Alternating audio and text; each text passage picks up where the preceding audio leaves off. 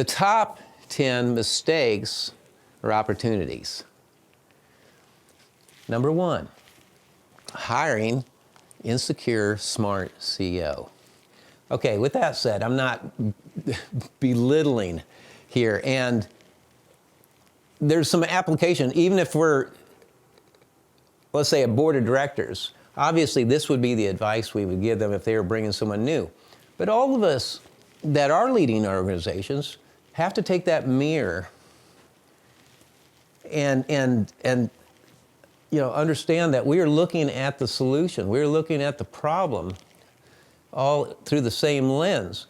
And what holds us back, myself, so everybody's included this, getting beyond our insecurities. And I'll just say this, a lot of our success will come from overcoming phantom fears. That everyone will quit, or if I do this or whatever, things that take a lot of courage, that bad things will happen. And most of the time, those are just phantoms of insecurity. And smart CEO. And as we say at MoldyView, we don't hire smart people. Why? Because they can't learn. Right? We need people that can get beyond, I'll say, intellectual pride. In fact, if I was going to boil down the truly effective CEO at this point in my career, it would come down to these few points. Humility, without intellectual pride, or the need or want to be right. Okay, so we lose a bit of kind of our ego identification and say, hey, what is the best way to do it? That's what I owe the community. That's what I owe all our staff and team members. Next, the ability to focus, to concentrate, to exercise self-control or discipline, however you want to stylize it there. All these things are about focus. And absolutely key, all top leaders in the 90th percentile will have these. The ability to create a high accountability culture. Obviously holding ourselves accountable for every result in that organization, but also being able to actually hold other people accountable and making systems designed to do that. We'll talk more about that as we go through this. And next, the effective CEO is a communicator, or i.e. teacher, right? Because we've got to get the intangible out of our heads or out of the vision that we have into the heads and the hearts, hopefully, of those we have the privilege to lead. So communication is huge, and how powerfully can we do that? So the value of humility, the ability to suspend, at least temporarily, our current beliefs or paradigms of the world and how it functions. To at least suspend these to be able to consider alternative ways of looking at things. And as we normally put up, all things that can be measured can normally be fit on a normally distributed bell curve. And of course, with the 50th percentile, representing the mean, the median, the herd, the huddled masses, the place where all measures of central tendency converge. We have to know that to have any legitimate claim of being a professional in any profession, or what we would call the norms of quality and cost. However, that is insufficient to be an extraordinary organization. The 90th percentile, those in this statistical minority, do things different, and there's 3 characteristics of organizations that do.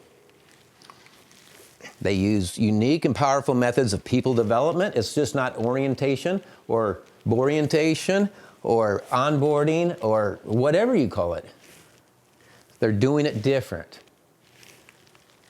They're highly spiritual organizations, at least in a hospice context, because the people that are attracted to hospice, the central demographic is that of spirituality, seeking meaning and purpose. I was called to do this, I was led to do this, and it's nourished, and it has to be nourished from the top, from the executive levels. So you would hire for spirituality, and you would cultivate it as a CEO in yourself, so it can be reproduced in your people without favoring any particular spiritual domain or tradition. Third quality is they have unique and different compensation practices that do the accountability as most humans won't. That's the 90th percentile. So the CEO has basically a plan for directional correctness to lead their organization. All of this directional correctness involves teaching accountability, teaching spirituality, and using our compensation systems to teach. CEO has to have accurate thinking, that is, no fantasies about life, rather that steely-eyed pragmatism of what actually works on this planet. And then taking full accountability for the organization, that your organization's ability to attract and retain talent comes to you, the CEO, just like it comes to me and the organizations I lead.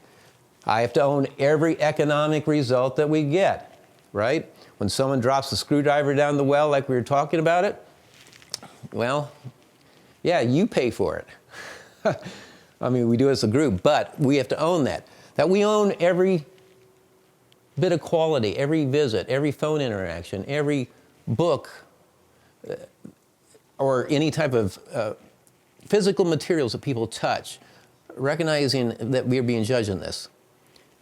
Anyway, so accurate thinking, taking accountability, but are we going in a good direction? And we know that so much of best known practices have to do with deprogramming people, changing behaviors, changing the organization to a teaching organization rather than a provider of care. And just all the revolutionary things that happen with that change. Where, for example, nurses get more satisfaction from teaching caregivers how to do the care rather than doing the care. That's deprogramming. Or saying, hey, CFO, we're not going to do budgets anymore. Deprogramming. Or we can operate this place where we can go thousands of visits without a single service complaint or documentation error, just like, one of our hot dog hospices. They just went 3,448 visits without a single complaint, service failure, or documentation error. Get your head around that. That's how far we can take quality. But this idea of focus. Apple became the most valuable company on earth within a few years because of the focus of one person, Steve Jobs. He had this Zen thing. He studied Zen. But focus, where he could say, he whacked and said, rather than trying to put out 50 other products, we're going to whack it down to 3. Because whenever we try to go in a lot of directions, quality is dissipated. Why? Because focus and intention is dissipated. People talk about multitasking. Well, I haven't really met anybody that could do that yet, really. At least not with a serious initiative. Okay, and the other thing, as I conclude about the CEO here, no company has ever achieved and maintained world-class quality and performance without standardization.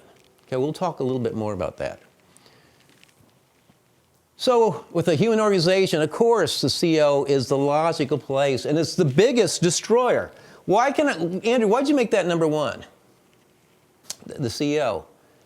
Well, because we've had fantastic hospices wiped out because of prideful and arrogant people.